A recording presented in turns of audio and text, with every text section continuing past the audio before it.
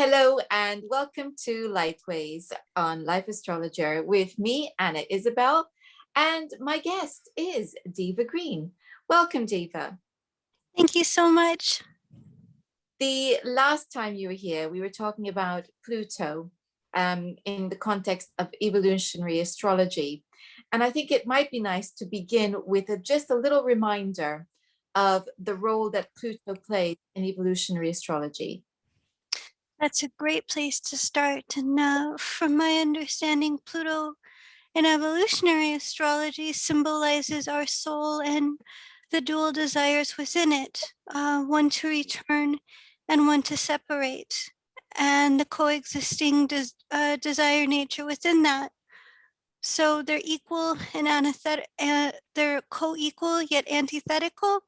So when you're looking at Pluto, you're seeing what the bottom line desire nature of the soul is, where the soul is coming in relative to prior lifetimes, and the current intentions of the soul, or the intended life path relative to an exhaustion of separating desires.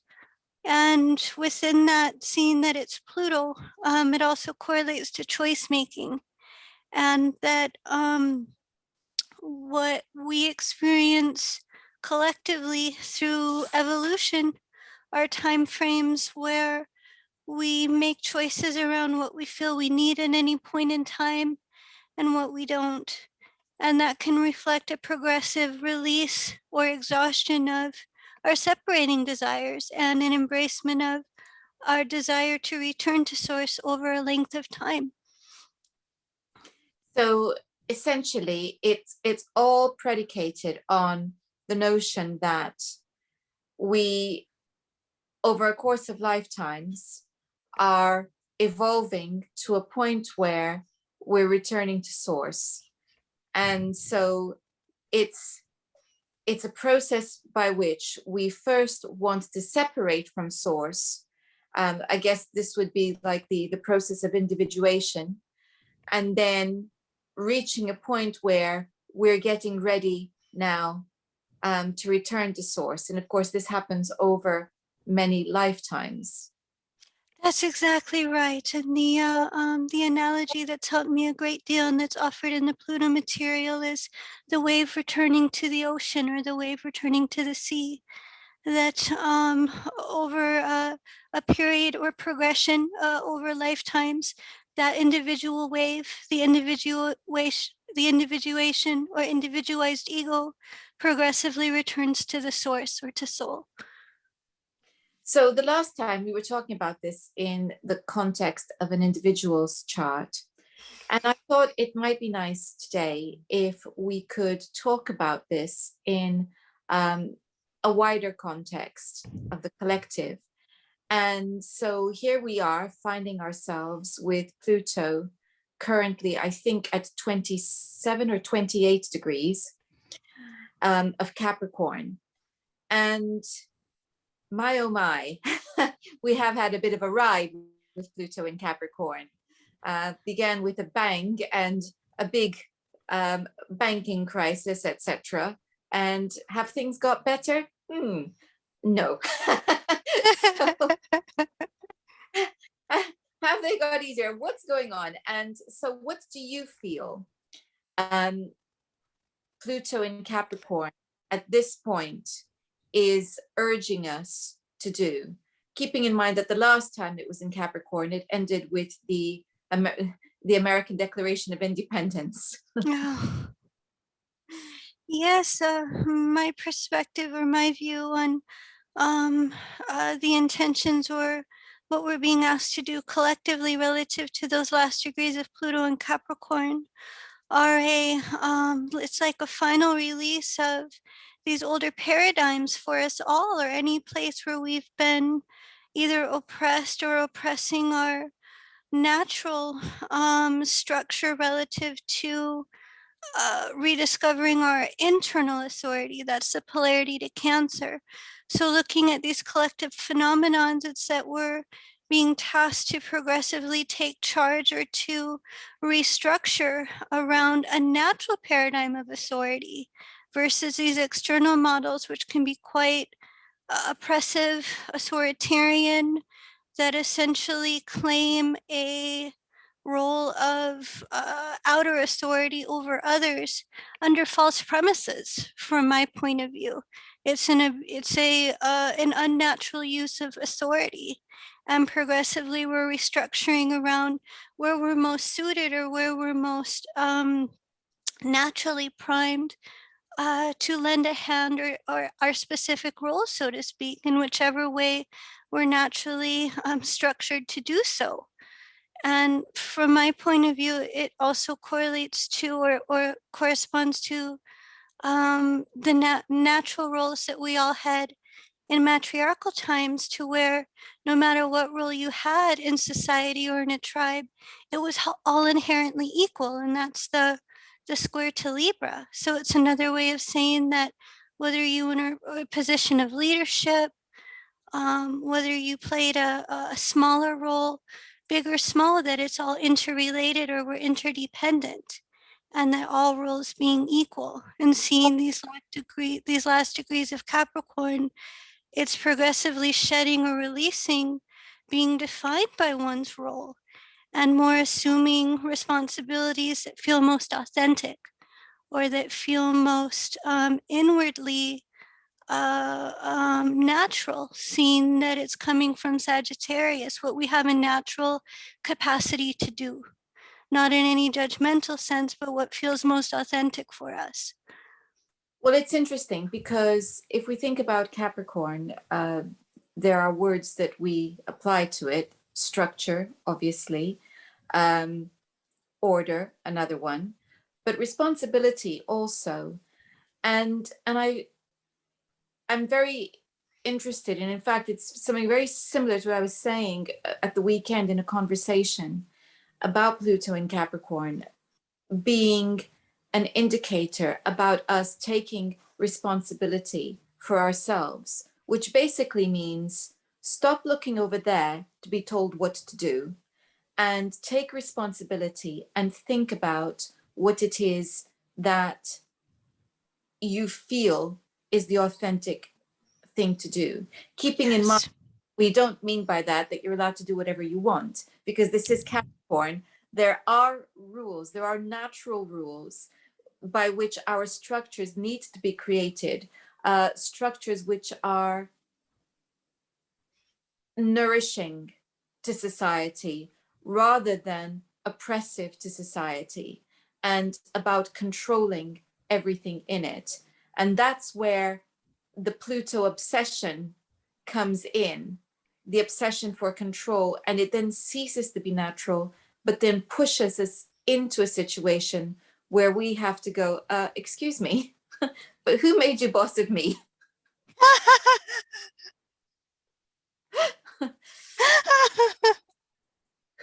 That's exactly right. And that is the essence of the lesson, to accept responsibility for ourselves personally and collectively by not handing over those keys and not saying, well, okay, since you're in a quote unquote position that looks higher, or you in one lens might know more, or are projecting via that sense of authority that you know more than myself, it's really up to me to self-govern, to govern myself and to make decisions around what internally I feel is right and wrong, and to build from the inside out, or to nourish our communities or our systems, or whichever external role we happen to find ourselves in, from that standpoint of being able to center into or to secure ourselves, seeing the polarity in Cancer via that reclaiming of what's most authentic, and by accepting responsibility in the structure that we have. I know for myself that the dialogues that in my view are helping the most are ones that really promote that active reflection on how it is, what's our root here, what are the underpinnings of this structure, Pluto and Capricorn, that's creating these external models, and what do we do about it? And from my vantage point, going in that direction or holding space for that restructuring or for that type of self-governing to happen, it lends itself to a natural Pluto purging and also disintegration of these external structures that seeing these last two, it's in the last degrees of Capricorn, in my view, are really holding their last threads. It's like it's losing its natural time frame for those more artificial models that are based upon just what you said, outer control, imposing a sense of what's right and wrong on others, and then expecting conformity to it, or to be essentially governed by those who are in power, rather than being able to determine for ourselves, or to via reflection to nurture what's a role that feels most authentic for us.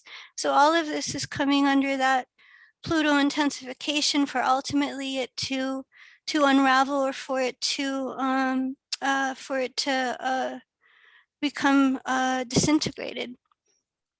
That there's the current buzzword, isn't there, used by our authorities, compliance. It doesn't get more Capricorn than that, does it? And so, yeah, we have this pressure: comply, comply, comply, do what you're told, because otherwise you're going to be an outcast ultimately. And and and I think what you said there, which was also really interesting, as you were talking about status, that what determines who has the authority ultimately is status, which brings us into good old-fashioned class wars, doesn't it? Yeah. It really does. So, okay, we have this build up, and it's quite extraordinary, because we began, the buzzword when Pluto went into Capricorn was austerity, wasn't it? And we thought, this is a bit unpleasant, but perhaps, the days of Pluto and Sagittarius got a bit out of hand. The party people got drunk, and they got a bit drunk on money, materialism, and it's time to start looking at the bank account. We thought, okay, well, maybe. We didn't expect, when we said maybe to that we'd end up with looking at everything to do with the resources that underpin our society, and the actual, what's the word I want, choking of resources for whatever ends of control are being decided. And whether you agree that perhaps some sober use of resources is needed or not, we have to determine who makes these decisions, on what basis, and how fair is this. So this is where we are with Capricorn. And I think by this point, many of us are feeling a bit like Atlas holding up this huge weight, going, help, help. And we're looking towards Aquarius. So what relief can we look for? Yes, exactly. From my vantage point, that shifting through via the Aquarius, through from my lens, different pockets of seed people who are cooperating, or who are in alignment with future thoughts around how to sustain the community, or how to restructure along the lines of helping humanity for the benefit of all, whether it's something so simple as oh gosh, there are these different examples, but a documentary I saw around how to make cities that were totally green, or from trees, all from trees, a totally green city. And another example I saw was being able to use these different resources for all around the community, for conserving our resources that could eventually disappear, that are non-renewable. Those kind of thoughts, from my point of view, are seeing the Aquarius energy. It's restructuring around communities that have the higher good, or that have the benefit of all in mind, through these real simple types of ingenuity. So from my vantage point, the relief can be the breaking open, or the release from these shackles of repressive authority and the systems, and more repocketing around individual communities or seed people. And as some relief for ways to motivate in these really, very difficult times, is anything big or small. I mean, what can be the smallest thought, that if it were applied throughout all the community, can create a big difference. So it's like that saying that says, the thought starts with one person, and then dandelions like the wind. And that can progressively create this liberation, or this breaking free from these more oppressive authorities, because essentially power may shift more to these individual, in the best possible scenario, to these individual communities. And that can serve to explode or to fundamentally alter these repressive governments and systems that are choking us. From what I feel looking at Aquarius is that this is about grassroots movements, and it's not a top-down authority. It is a linking of hands, and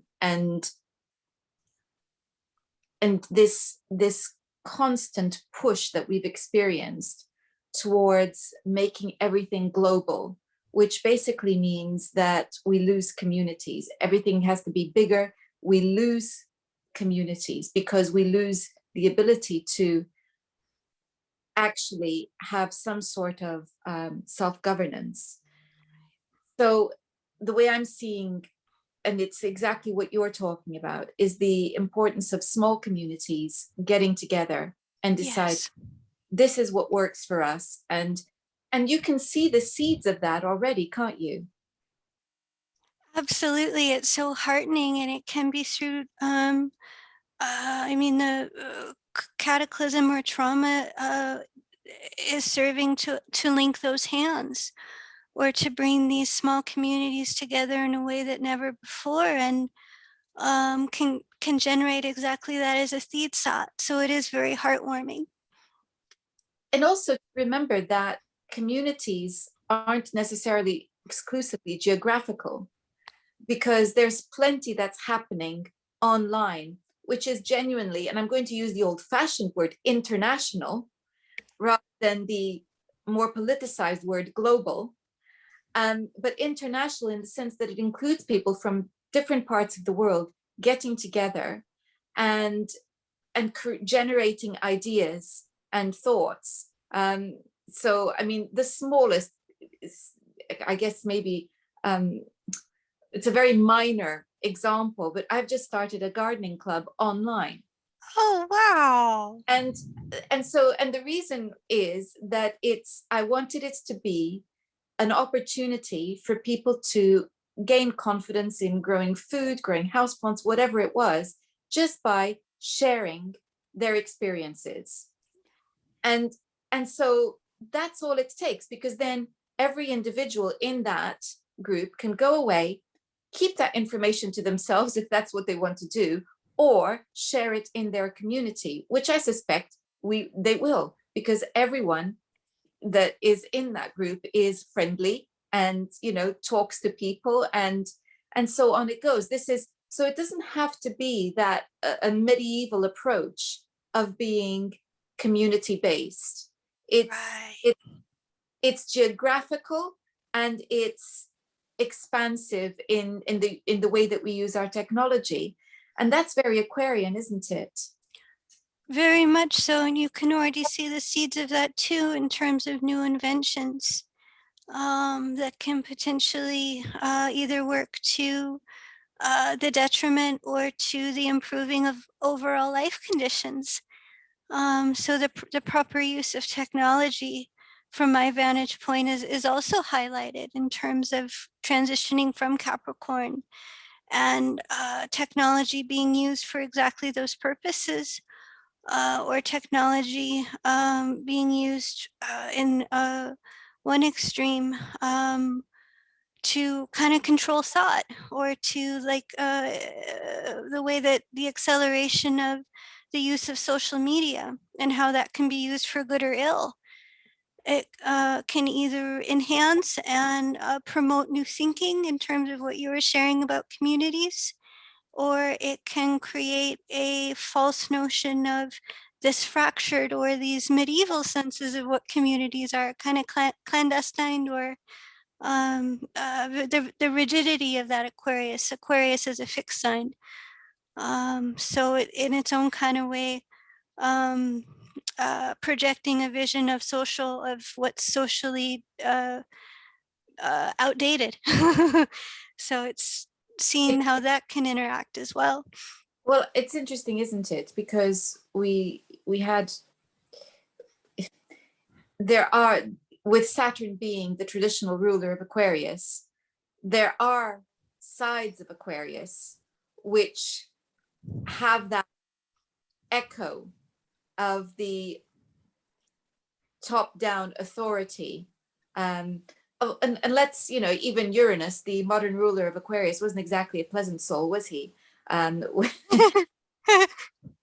you know, so there is this side, but I think if we take the planets out of it and we just think about what the sign itself represents, the water bearer, I think that's where the hope lies.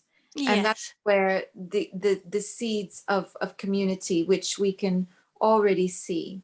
It's funny because not maybe about 3 or 4 years ago, I was listening to some alarming technological advances. And I actually said, the challenge for us is going to be to hang on to our humanity from quite literally from a biological perspective, rather than, and all we're hearing is this push towards transhumanism, Right. which is happening with, I might say, not just Pluto and Capricorn, but Uranus and Taurus as well, the whole subversion of everything we think is natural. So as we head towards this Aquarian period, I'm hoping that we're looking at the sign of Aquarius, Yes. Saturn or Uranus, because I think we need a break from both of them, actually.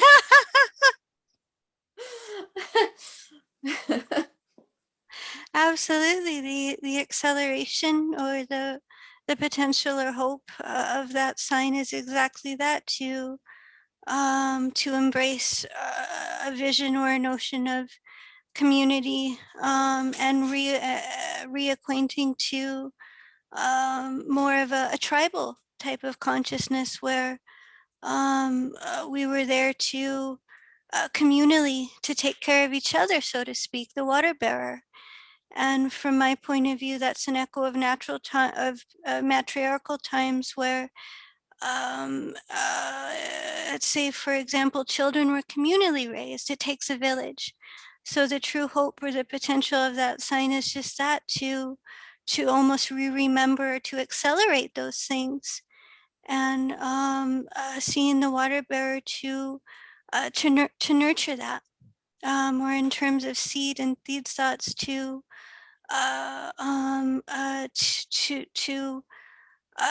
liberate from what we need, from what we're coming from, or to break those shackles in just those ways. I was just thinking about, because I can hear the more skeptical amongst us going, oh yeah, that's fairly idealistic, isn't it? What's the evidence that we're not going to continue to self-destruct, but just in the Aquarian sense rather than in the Capricorn sense. And I don't know if you've been following the more recent discoveries of trans-Neptunian objects. And I think for me, what makes me a little bit more optimistic is that the planets which are coming into our consciousness are very much about this reconnection to something more natural and a more natural law. Just at this time when we most need that reminder.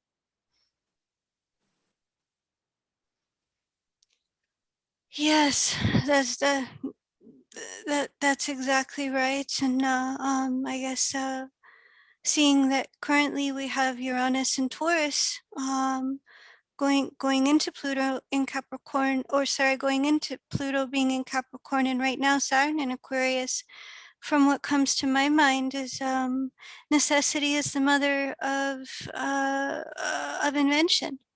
So it can be that to prod that remembrance, or to help us along those lines, that either through the intensity that we're experiencing now, that through that hand linking, we're able to then invent or to tune into via the remembrance of these natural laws, technologies or ways to help humanity, to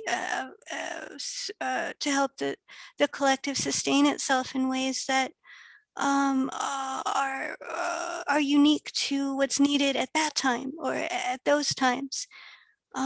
So absolutely that, let's say, for example, if via the Uranus element, either in Taurus or through Saturn in Aquarius, that we're ourselves experiencing a difficult or stressful event, it can be through that we tune into our own inner resources, or our ingenuity, the remembrance of what's more natural through that. So absolutely that through these crises or through these cataclysms, that potential, or our ability as a collective to tune into that, can absolutely be a resource that helps us through.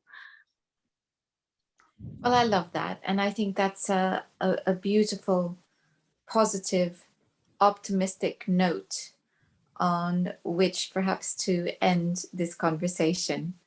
And I love it. And I am very sure that we will wake up one day feeling a bit brighter than we are right now.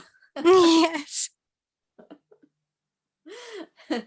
So thank you very much, Deva, for helping to bring a little bit of light.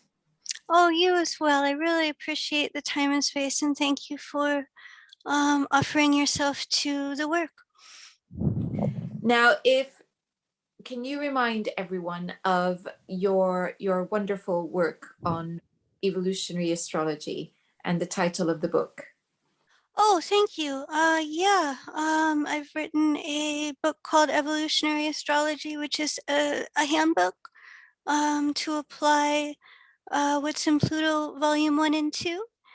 And there's currently a certification course available for those who are interested in a study of, or to become personally certified.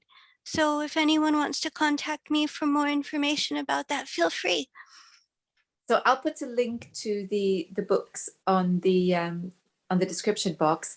And if people wanted to contact you, how do they do that?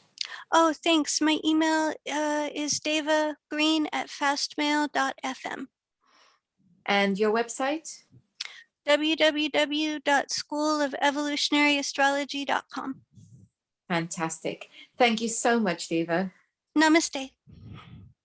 And thank you all for watching. And if you want to learn more about astrology, do keep an eye on my website, because I've got I've got many plans to come in the next few months.